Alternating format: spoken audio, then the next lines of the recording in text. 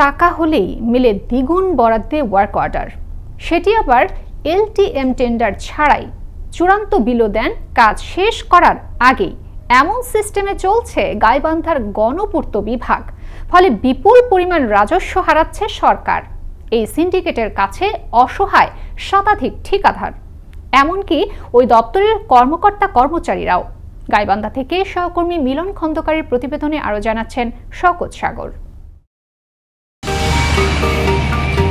গাইবান্ধা গণপূর্ত অধিদপ্তর জানায়, জেলা ও দায়রা জজ আদালত, জেলা জজের বাসভবন, জেলা প্রশাসকের কার্যালয় সহ জেলার বিভিন্ন সরকারি গুরুত্বপূর্ণ দপ্তর ও কর্মকর্তাদের বাসভবন নির্মাণ ও ইলেকট্রনিক্স সহ সংশ্লিষ্ট সবকিছু সংস্কার ও মেরামতের কাজ করে থাকে গণপূর্ত বিভাগ। তবে অভিযোগ উঠেছে, বর্তমান নির্বাহী প্রকৌশলী এস.এম. রফিকুল হাসান বেশ কয়েকজন প্রভাবশালী ঠিকাদারকে সাথে নিয়ে গড়ে তোলেন একটি শক্তিশালী সিন্ডিকেট। অগ্রিম 10% টাকা ঘুষ নিয়ে ওটিএম টেন্ডার করে দেন দ্বিগুণ বাজেটের ওয়ার্ক অর্ডার। খোঁজ নিয়ে জানা যায়, প্রকল্পের কাজ শেষ হওয়ার আগে চূড়ান্ত বিল দিয়ে নেন আবারও 10% টাকা।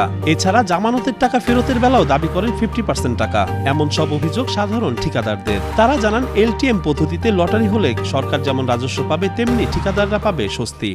সে নোয়া দেওয়ার আগে 10% টাকা নেয়, বিল দেওয়ার সময় 10% টাকা নেয়, আবার জামানত দেওয়ার সময় 10% টাকা নেয়। গত 2 বছর আগে একটা কাজ সমাপ্ত করছি, সেই কাজের জামানতটা আমি সেই 1 বছর থেকে ঘুরতেছি, কিন্তু পাচ্ছি না।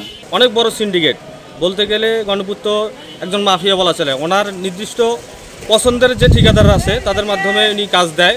বাহিরে আমরা যারা যে ঠিকাদার, সাধারণ ঠিকাদার আছি 200-র মতো, তারা কখনো কোনো কাজ পাই না। আমরা চাই এই সিন্ডিকেটটা ভেঙে দিয়ে একটা দ্রুত এলটিএম পদ্ধতিতে ওপেন লটারি করুক, যে কাজ পাবে, এটা নিয়ে আমাদের কোনো দ্বিধা। এদিকে এ বিষয়ে কোনো কথা বলতে রাজি হননি নির্বাহী প্রকৌশলী এস.এম. রফিকুল হাসান।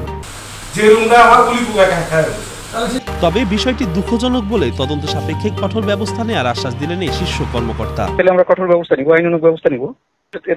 এটা থেকে প্রমোট করার কিছু নেই, তাই না?